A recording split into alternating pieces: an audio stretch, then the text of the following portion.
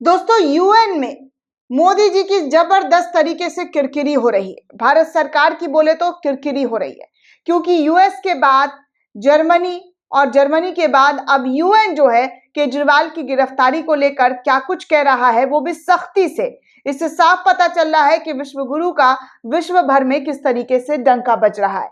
दरअसल दोस्तों, India TV के हवाले से खबर है और तमाम जो खबर है वो ऐसे ही कुछ छाप रहे हैं कि जर्मनी और यूएस के बाद अब केजरीवाल की गिरफ्तारी के मामले में यूएन जो है वो कूद गया है। यूएन के अधिकारी जो है वो कह रहे हैं कि भारत में रक्षा जो है लोकतंत्र की वो करनी जरूरी हो चुकी है, क्योंकि भारत में लोकतंत्र की हत्या जो है जबरदस्त तरीके से की जा रही है। इस बहाने से यूएन ने पूरा दखल अंदाजी कर दिया है। बार बार, जी हाँ, बार बार यूएन हो, यूएस हो, जर्मनी हो, इस पूरे मामले को लेकर खुलकर बोल रहा है। हालांकि भारत की तरफ से इन तमाम देश के राजदूतों को तलब कर दिया गया है, लेकिन इसके बावजूद भी ये देश चुप नहीं बैठ रहे हैं।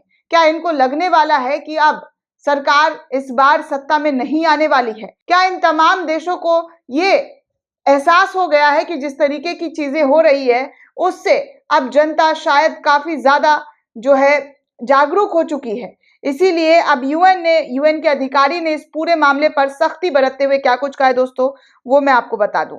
दोस्तों, दिल्ली के मुख्यमंत्री अरविंद केजरीवाल की शराब नीति घोटाले मामले में गिरफ्तारी को लेकर जर्मनी, उसके बाद अमेरिका और अब संयुक्त राष्ट्र ने भी दखलंदाजी कर दी है।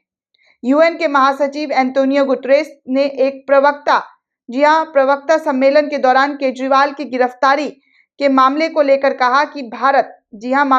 कहा कि उन्हें उम्मीद है कि भारत एवं किसी भी अन्य देश में जहां चुनाव हो रहे हैं, लोगों की राजनीतिक और नागरिक अधिकारों की रक्षा की जाएगी और हर कोई एक स्वतंत्र और निष्पक्ष माहौल में मतदान करा पाएगा। संयुक्त राष्ट्र महासचिव के प्रवक्ता स्टीफन ने कहा कि दिल्ली के मुख्यमंत्री अरविंद केजरीवाल की गिरफ्तारी और विपक्षी दल के जो नेता हैं कांग्रेस, उनके खातों की सीज को जिस तरीके से रोक दिया है, इससे लेकर भारत में आगामी राष्ट्रीय चुनाव से पहले राजनीतिक स्थिति पर एक सवाल के जवाब में उन्होंने थर्सडे को ये टिप्पणी की।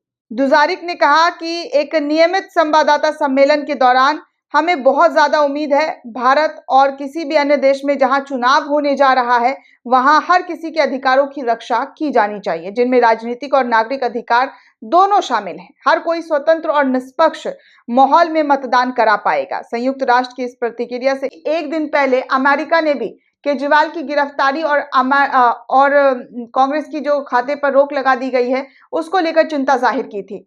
सरकार वहां की, उन्होंने जबरदस्त तरीके से कहा था कि भारत में जिस तरीके की चीजें हो रही है वो सही नहीं है। चुनाव से पहले इस तरीके से अगर चीजें की जाती है तो वो वाकई लोकतंत्र को खतरा महसूस पैदा करता है।